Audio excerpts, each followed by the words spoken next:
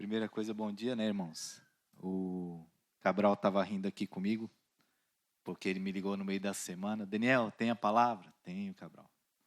Aí eu não sou tão criativo, daí ele me pergunta no meio do caminho, e aí, qual é o título? Eu falei, cara, não tenho um título, eu tenho uma ideia, né? Não, manda aqui. Aí eu mandei a Santos, né, com um propósito, né, o título da ministração. E daí a minha menina ali, a Sara, ela queria botar o símbolo do Santos, do time de futebol. Eu falei, não vai dar. Não vai dar, que o presbitério não vai deixar. Mas, irmãos, queria conversar um pouquinho com vocês sobre santos, sermos santos, né?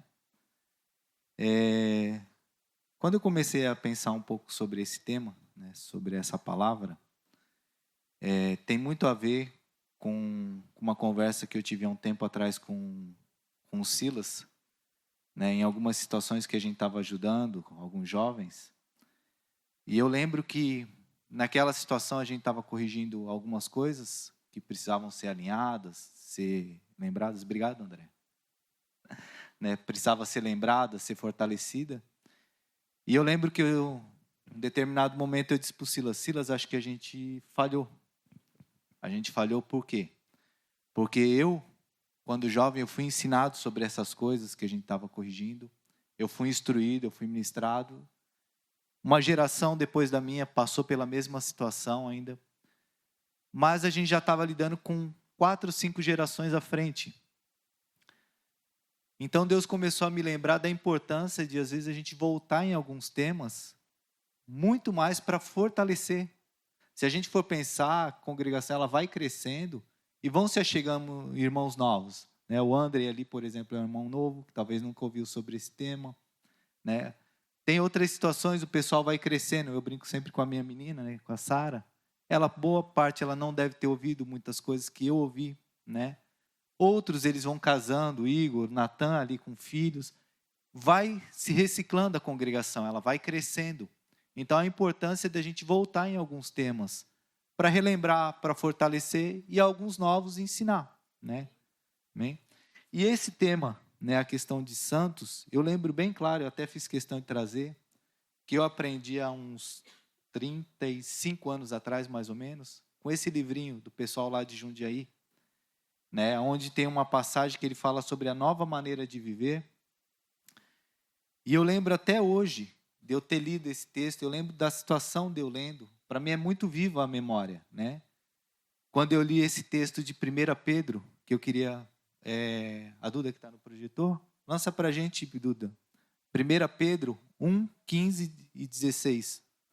Né? Deixa eu ver se aparece aqui. Perdão, de costas assim é meio ruim.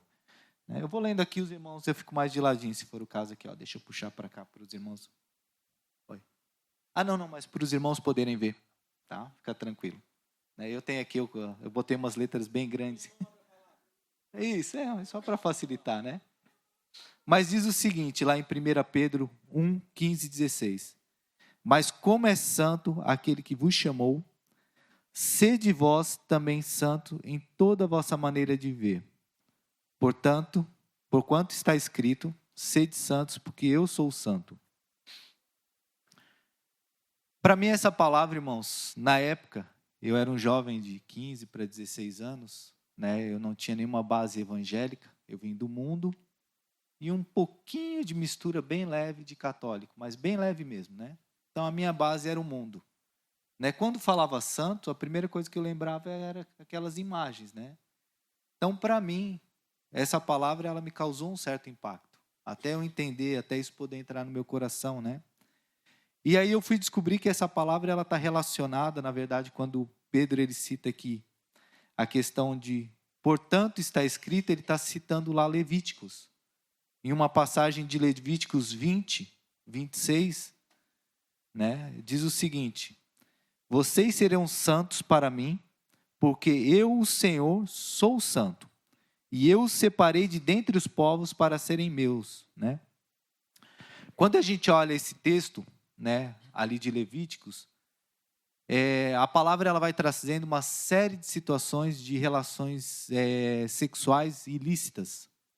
Né? Sobre o não case, né, não cometa adultério, não case-se com a mulher do seu irmão, não faça isso, não faça aquilo. Ele traz uma lista, né? Mas Deus, ele na verdade ali, com essa lista e algumas outras coisas, ele está tentando mostrar para o povo que o povo não deveria copiar aqueles costumes, né? Então, quando pensamos sobre ser santos, a gente poderia muito rapidamente se isolar em algumas questões de, vamos pegar aqui uma lista de coisas e ali é ser santo. Mas eu entendo que é um pouco mais além, irmãos, né? Eu entendo que quando pensamos sobre ser santos, é preciso entender que estamos falando muito mais do que sobre regras. Estamos falando sobre o coração. O que Deus quer fazer no nosso coração. E para entender um pouquinho sobre a questão de ser santo ou santo, é importante a gente entender também o que a palavra santo significa, né? Copiei o Cabral, semana passada ele falou a questão de dar uma olhada no dicionário, Strong, né? Fui dar uma olhadinha o que significava ser santo, né? A palavra para santo no hebraico é kadosh, né? Cheguei a pensar que era aquele do Kung Fu Panda, Kadosh não é. Para quem assistiu sabe, tá? Mas ela significa ser separado. Ela significa ser separado para um propósito, né? Então a primeira coisa que a gente precisa entender que ser santo ele não é um título. Ser santo a gente não está falando de uma pessoa específica, o Papa. A gente não está falando aqui de um monge que fica enclausurado no mosteiro, né? A gente está falando o quê? Sobre características, chamado, né?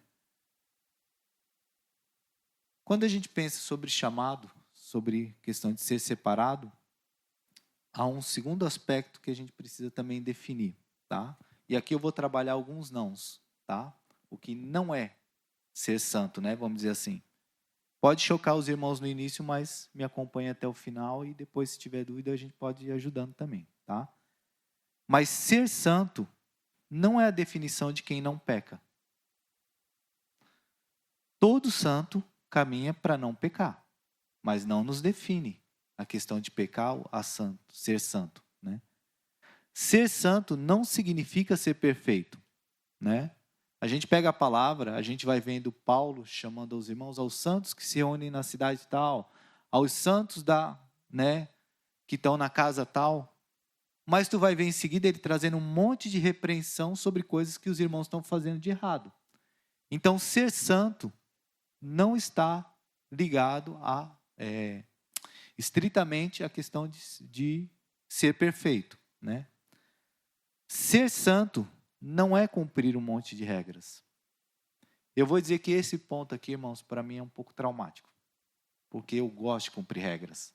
Eu brinco que às vezes, se eu tivesse lá na época de Jesus, acho que eu estaria crucificando ele, Jorge. Porque eu gosto de olhar aquele monte de regras e dizer, é assim, é assado, você está fora do padrão, está lá na palavra. Mas deixa eu dizer para vocês, ser santo não é cumprir um monte de regras. Para outros, né, os jovens passam muita luta isso, e a gente, homens, mulheres, casados também, né? Às vezes ser santo está muito ligado à questão de se abster de relações ilícitas. Eu não pequei, eu não adulterei, eu não cobicei. Isso faz parte também do ser santo, mas isso não define o ser santo. Quando a gente dá uma olhadinha na questão de matemática, tem não é uma equação, mas uma situação que me chama muita atenção, aquela que fala onde contém e está contido, né? São regras de matemática, né? Então, assim, todas essas coisas contêm quem é santo, certo? Faz parte de quem é santo, mas não define quem é santo por si só, né? Como eu disse, o que Deus quer trabalhar é o nosso coração, e não só a maneira que a gente faz as coisas, né? Ele quer que a gente possa ter assim um olhar mais profundo para as situações e um posicionamento mais claro do que é ser santo, né? Como eu falei, não é definido por não fazer ou fazer só, né? Eu queria ler com vocês um outro texto que vai nos ajudar assim a pensar um pouco sobre essa questão do coração, né? É em Romanos 12, 1 e 2. Quem quiser abrir aí comigo também. Deixa eu abrir aqui. Por vezes eu estou lendo a palavra aqui, irmãos, porque já é 45 para 46 anos, eu tive que botar uma letra um pouquinho maior. Aí eu me perco, tá? Mas vamos pegar aqui na Bíblia mesmo, tá? Romanos 12, 1 e 2.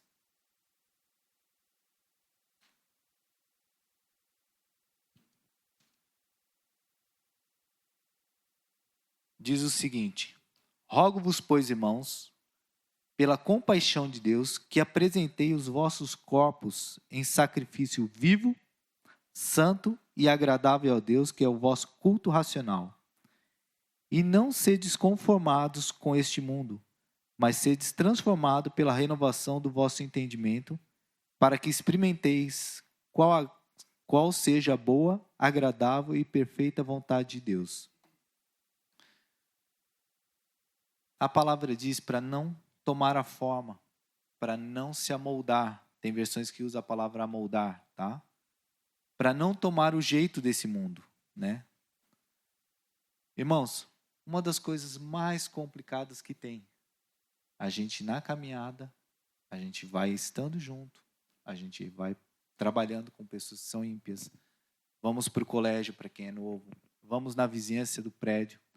Rapidamente a gente vai tomando a forma desse mundo se a gente não cuidar. Rapidamente a gente vai sendo contaminado, a gente vai sendo, né, exposto a situações onde a gente tem que voltar e praticar o ensinamento de Jesus, de parar, lavar os pés, se renovar no Senhor, para que nós não sejamos amoldados, tomemos a forma desse mundo, né? Por outras vezes a gente se encontra, né? Eu mesmo já passei, imagino que muitos irmãos também, né? Com a seguinte frase, né? A gente vai conversar com alguém, ou seja, uma pessoa ímpia, ou até mesmo às vezes irmãos, e a gente ouve o seguinte, né? Ah, você está me falando sobre ser santo, sobre fazer isso ou fazer aquilo, mas isso não está na Bíblia. Algumas coisas são mais subjetivas, né? Ah, mas aonde é que está escrito isso? Né? Eu já ouvi, por exemplo, cara, se não está escrito eu não obedeço, eu não vou fazer, né? Mas a gente tem que entender que ao passar dos anos, muitas coisas elas têm que ser entendidas no coração. Porque, que nem eu falei, se a gente pegar regra por regra, a gente está buscando brechas para poder desobedecer. Isso mostra um coração endurecido. Não é que a palavra ela não é boa, a palavra ela é boa. Ela é boa para ensinar, ela é boa para corrigir. E ela é a nossa base, ela é nosso alicerce. Entendeu? Porém, se a gente ficar na questão do que eu acho, está errado. Se eu pegar a palavra e usar ela como um livro de regras para achar brecha, está errado.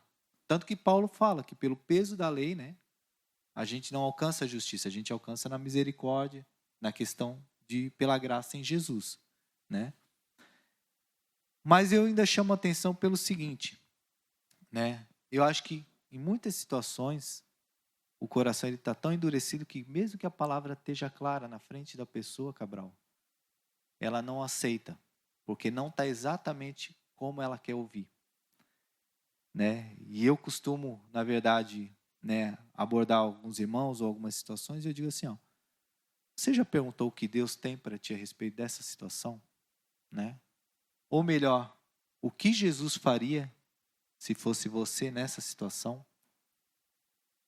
Para pensar, né, assim, com o coração aberto e diga, será se Jesus faria isso? Né, ou faria aquilo? Qual é o coração de Jesus? Como é que ele pensa? Como é que ele age? Ele é o nosso exemplo, tá? A palavra fala que Jesus andou neste mundo, andou entre ímpios, pecadores, mas ele não se contaminou. A palavra diz que ele era luz. Então, a gente também pode andar, mas a gente tem que ter uma clareza do que a gente foi chamado a fazer, né? E quanto a nós, né, ainda botei aqui, né? Será se nós estamos tomando a forma desse mundo, né? Qual tem sido o nosso testemunho, né? Hoje, será se enquanto eu estou andando, né, no meu trabalho, Será se, enquanto eu estou no colégio, faculdade, as pessoas sabem do meu posicionamento pelo Senhor?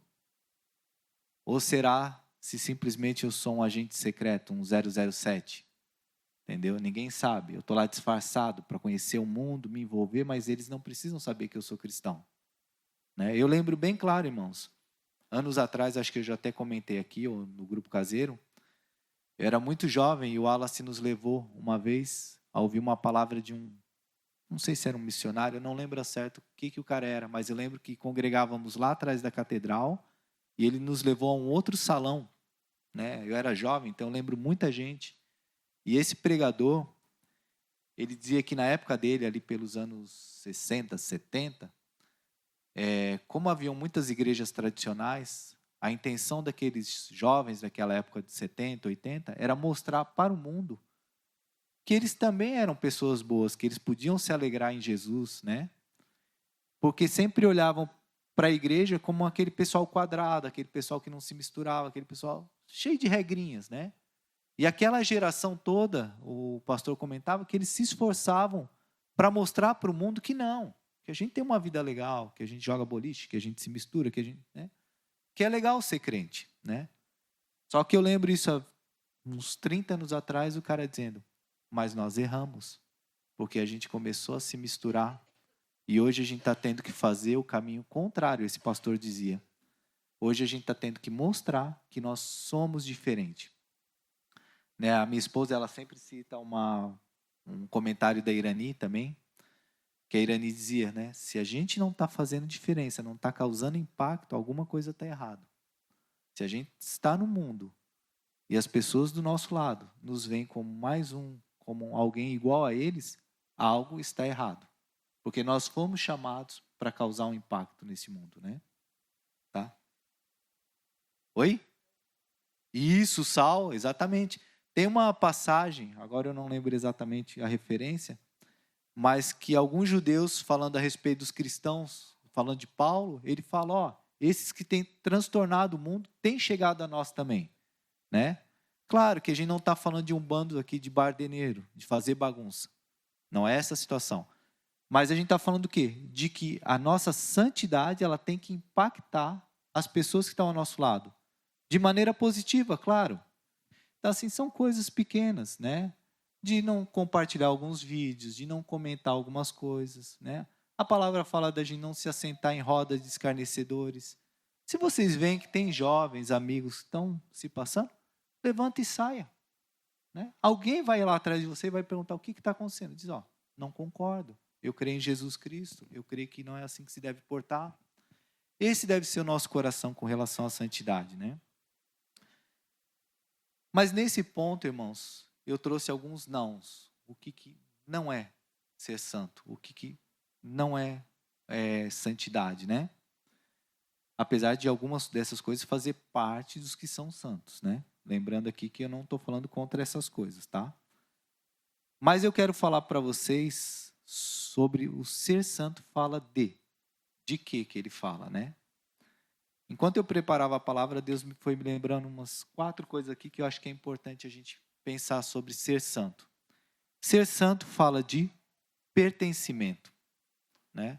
Nós somos separados, mas não fomos separados para ficar lá no canto, né? Jogado. Né? Nós fomos separados para fazer parte de um novo povo, de uma nova maneira de viver, né? 1 Pedro 2,9, quem quiser abrir eu dou uma guardada enquanto eu tomo água.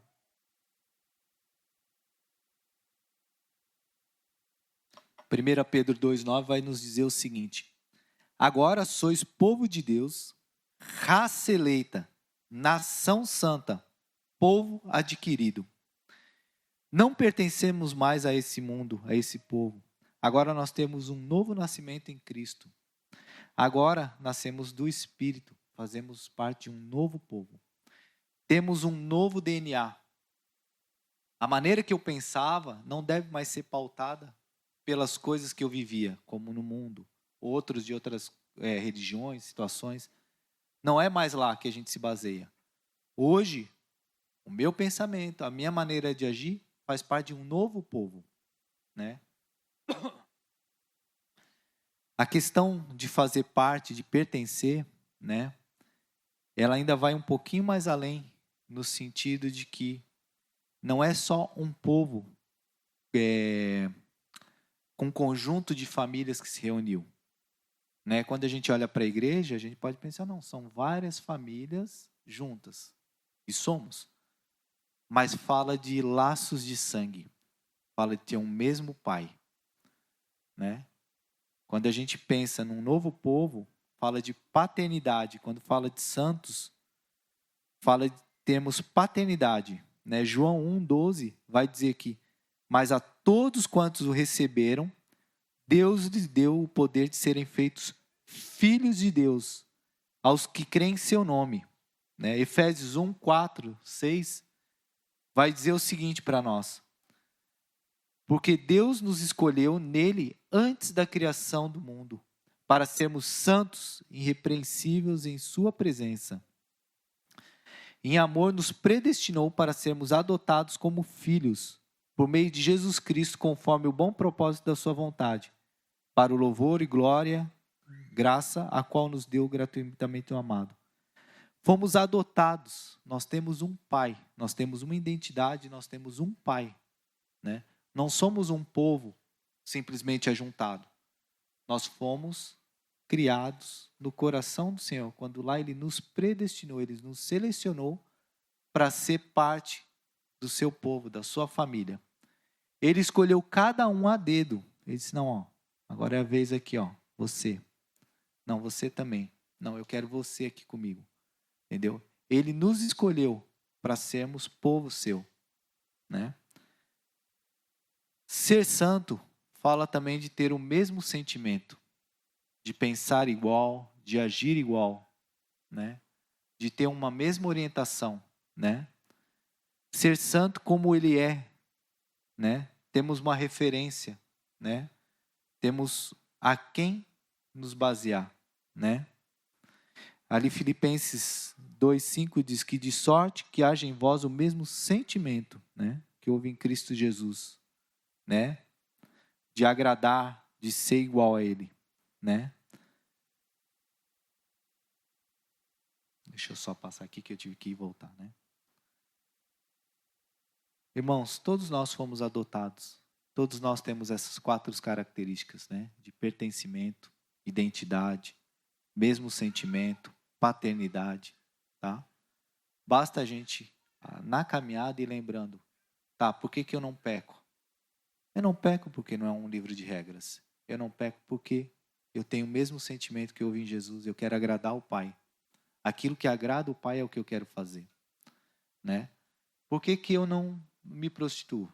Né? Até porque não tem como consumir uma coisa ruim assim, né? Tinha que ser algo um pouquinho melhor. Mas, se a gente for pensar, porque eu amo ao Pai, eu não quero me contaminar. Eu quero ser santo como Ele é santo. Né? Eu pertenço a uma nova família, eu tenho um alvo, eu tenho um objetivo. Né? E fala de ter esse mesmo coração com o Pai. O livro de Lucas, ele vai nos trazer um texto, né, que todos, ou a grande maioria conhece, tá lá em Lucas 15, né, vai ter a passagem do filho pródigo, né? Eu não vou ler ela aqui para não estender muito, mas muitos irmãos lembram dessa passagem. Ela fala que um senhor, ele tinha 2 filhos, né? E um desses filhos chega para o pai e diz, pai, queria picar mula, quero ir para o mundo, quero gastar todo o que eu tenho, na verdade o que eu não tenho.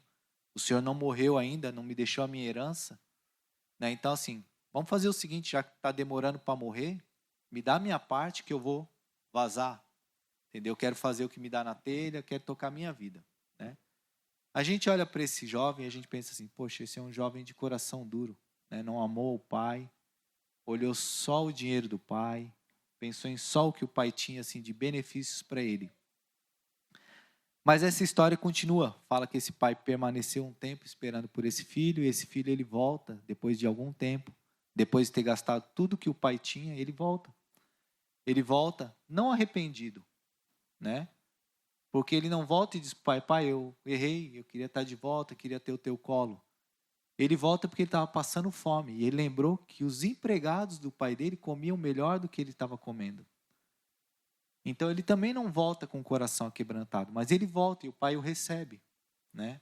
Porque o pai quer tê-lo de volta e quer cuidar dele, né? Mas em casa havia um segundo filho, né? E esse filho, o mais velho, era um cara dedicado, um cara que fazia tudo certinho, um cara que ele seguia todas as regras. Tudo que o pai mandava ele fazia, né? Mas quando o pai recebe esse segundo irmão e o pai manda matar um novilho, gastar um dinheiro, deixar uma festa legal para o filho que está voltando, põe roupas novas, né? Esse mais velho sai do meio da festa, ouve dizer que estava vendo uma festa, ele vai para um canto e ele se esconde. E ele fica com raiva, né? E ele, no coração dele, ele acha que ele foi injustiçado, porque ele trabalhou, ele fez tudo que era certo para ser santo. Ele cumpriu todas as regras que o pai pedia para ser santo, né? E o pai vai até ele, né, sabendo da situação de que o primeiro filho que tinha saído retornou. Quando ele vê o segundo fora de casa, o pai também vai atrás desse, né? E o pai chega nesse jovem e diz o seguinte, né, ali em Lucas 15, 29, né? Eis que te sirvo, melhor, o jovem dizendo ao pai, né? O pai pergunta por que ele saiu de casa ali e ele diz: eis que eu te sirvo, o filho mais velho falando. Te sirvo há tantos anos, sem nunca transgredir o teu mandamento. E nunca me deste um cabrito para eu me alegrar com meus amigos. Vindo, porém, esse teu filho que desperdiçou toda a tua fazenda com meretrizes, tu manda matar o bezerro cevado. E ele lhe disse, o pai falando ao filho: filho, tu sempre está comigo e todas as minhas coisas são tuas. Irmãos, se formos olhar, o filho mais velho também estava com o coração só interessado nas coisas do pai. Enquanto um escolheu o caminho de matar o pai, de agilizar o processo e fazer o que estava na vontade, o outro escolheu cumprir uma lista de regras. Para quê? Objetivando que quando o pai morresse eu teria direito a todas essas coisas, né?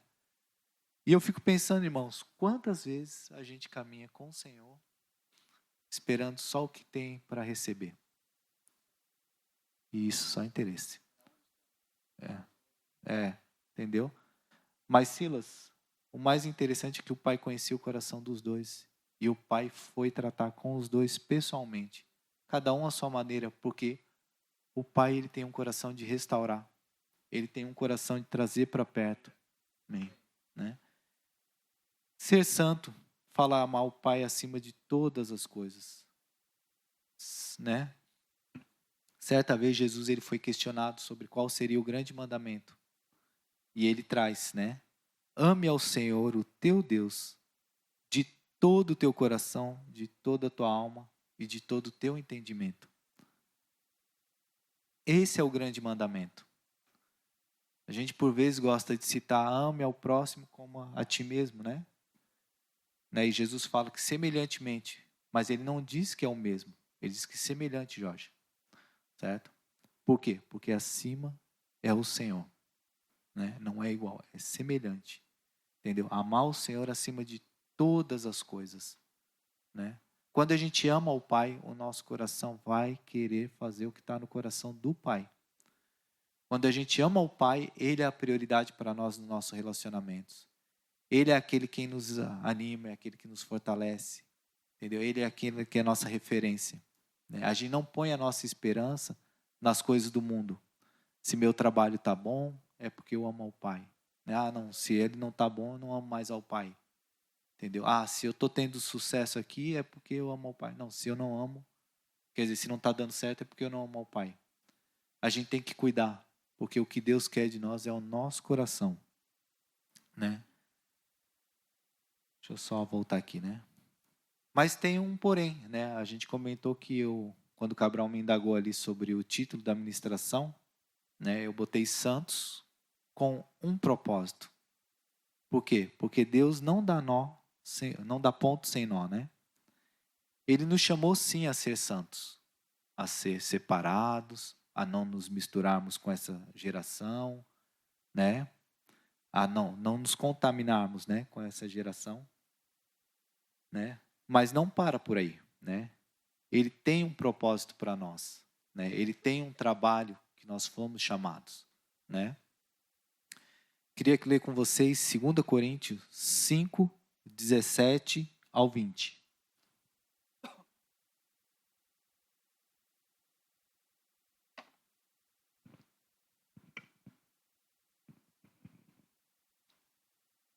Conseguiu aí, Duda? 2 Coríntios 5, 17 ao 20. Isso. Diz assim, né? Assim, a minha versão aqui, né? Assim que se alguém está em Cristo, nova criatura é. As coisas velhas já passaram e eis que tudo se fez novo. E tudo isso provém de Deus, que nos reconciliou consigo mesmo em Cristo Jesus e nos deu o seu ministério da reconciliação. Isto é, Deus estava em Cristo reconciliando consigo o mundo, não lhes imputando os seus pecados, e pôs em nós a palavra da reconciliação. De sorte que somos embaixadores da parte de Cristo, como se Deus por nós rogasse. Rogo-vos, pois da parte de Cristo, que vos reconcilieis com Deus, né? Irmãos, observem comigo aqui, ó, ali no 18, né? Ele reconciliou consigo mesmo, né, o mundo em Cristo Jesus e nos deu o quê? Um ministério, tá?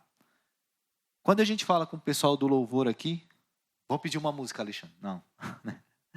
A gente diz assim, a gente precisa de um pessoal para ajudar aqui no ministério do louvor. Mas quando pergunta ministério, o que é ministério, Alexandre? Serviço. Serviço, assim, para mim é trabalho. Certo? É trabalho, é serviço. Então, quando a gente fala de ministério, é serviço, é trabalho, né? Quando fala de embaixador, o que é um embaixador? É um cargo, é uma função.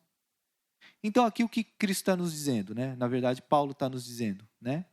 Que Cristo, ele reconciliou o mundo com ele, mas ele nos deu um trabalho também. Qual é o nosso trabalho? Ajudar na reconciliação daqueles que não creem. É sermos embaixadores, representantes do reino onde nós estivermos. Estamos falando de um serviço e de um trabalho, né? Às vezes, quando a gente põe a palavra ministério ou embaixador, a gente dá, né? Fica bonitinho, exatamente, né? Mas assim, na prática, fomos chamados a trabalhar, né? Quando pensamos desse ponto de vista, a gente vai perceber o quê? Que quando Deus nos chama a ser santos, separados, Ele não está falando para a gente ficar isolado, certo? Ele não está falando para a gente criar uma bolha onde a gente se envolve só com a gente que é crente, tá? Porque eu tenho o objetivo de ser um homem perfeito, então vou ser santo, eu não vou me contaminar, não. Vamos fazer tudo isso, tá, irmãos? Não me entenda errado, tá, Cabral? Qualquer coisinha tu corta ali na... A gente vai fazer tudo isso, tá? A gente vai trabalhar pensando em ter uma família perfeita, né? Sim. A gente vai trabalhar pensando em fazer parte de uma igreja perfeita. Sim. Mas não para por aí. Tudo isso, nós temos um propósito, que não é se isolar, é alcançar aqueles que estão longe do Senhor. É poder buscar aqueles que estão perdidos, é trazer ao ministério da reconciliação ao mundo, né? Deixa eu lembrar vocês mais uma vez, certo? Jesus, ele andava com pecadores, ele andou com publicanos, ele andou com prostitutas, né? Às vezes as pessoas se assustam, mas ele andava, como diz o manezinho, com a cacalhada desse mundo. Só com quem não prestava. Mas ele não andava para ser igual a eles. Ele não se amoldou àqueles padrões, Júnior. Na verdade, ele foi luz, como diz o Rômulo, tá? Ele tinha um propósito, ele tinha uma clareza a que ele tinha sido chamado. E ele não perdeu o alvo, né? Ele dizia que ele sabia qual era o propósito dele aqui. Tá?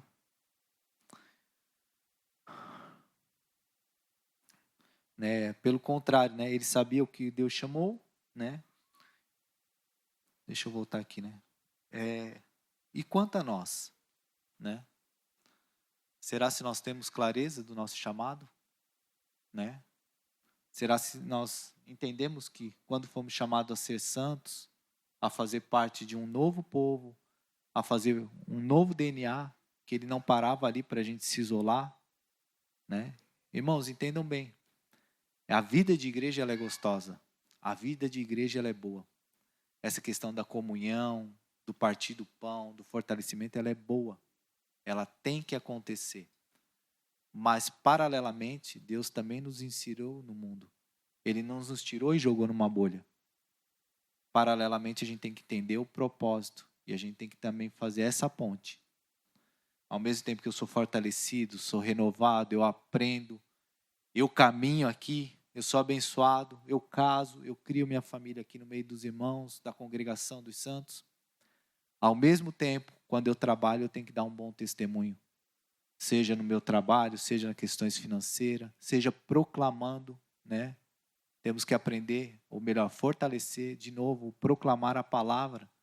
Literalmente declarar, Deus tem um propósito para ti. Eu ia brincar com o Natan, mas o Natan é home office, né?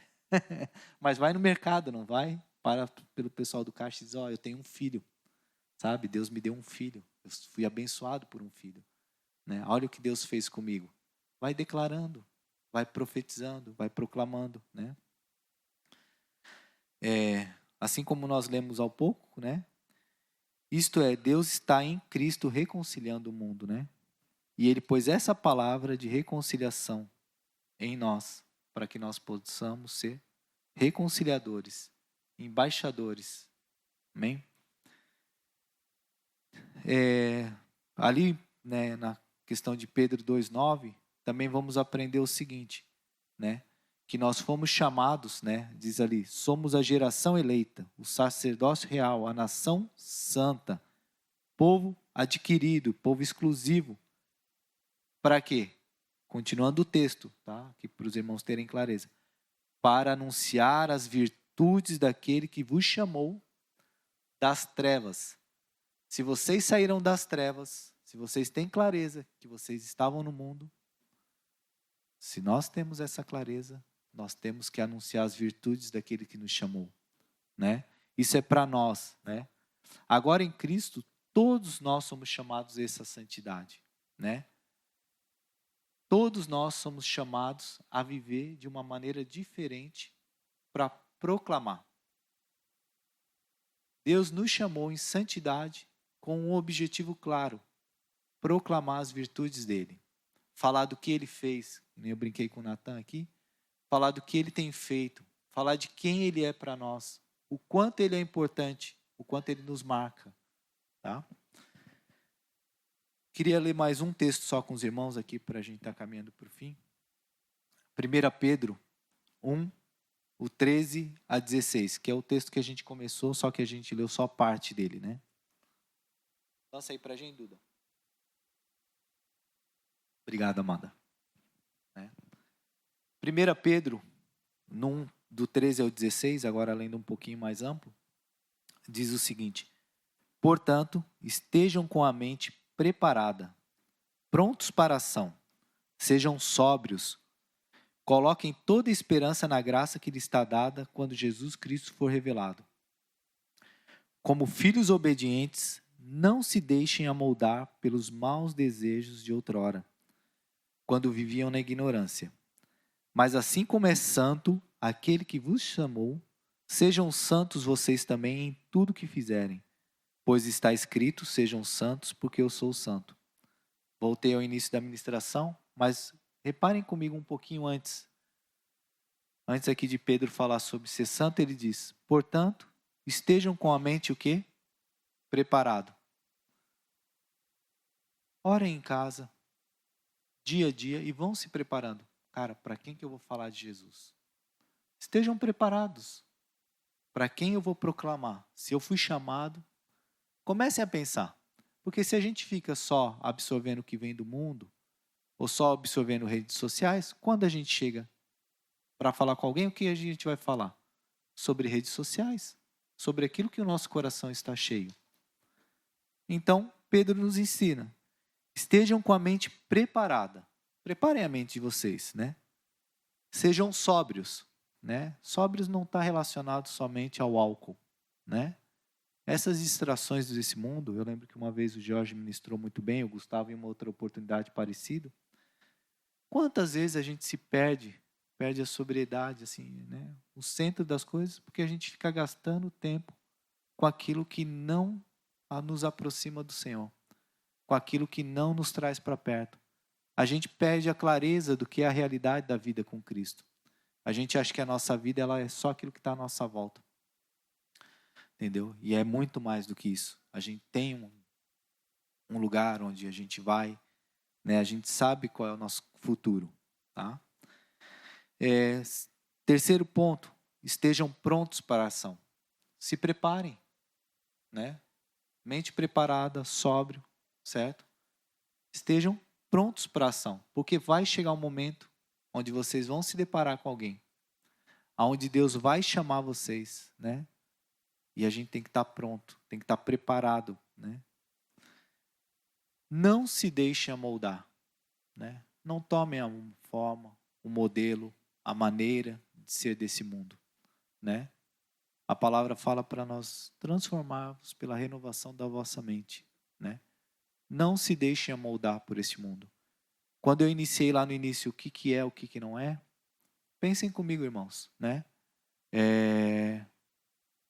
Cada um vai pensar uma situação em particular, né? Mas assim, imagine uma situação onde tu chega e diz assim, mas será se eu faço isso ou não? Tá? Vamos lá. Sobrou um dinheiro na mesa, não tem dono, não vi ninguém, tá?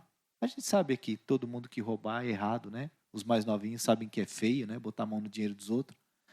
Mas o cara vai lá e vê aquele dinheiro. Pô, é meu, não é meu? É meu, não é meu? Para pensar, Jesus botaria a mão nesse dinheiro? Jesus pegaria, botaria no bolso e fingiria que ninguém está vendo? Estou usando um exemplo bem básico, bem chato assim. Mas cada um ponha no seu coração alguma situação que passou, né? Como é que agiria Jesus? Como é que eu devo agir, né? Qual é o padrão desse mundo? O mundo joga para dentro aqui, ó.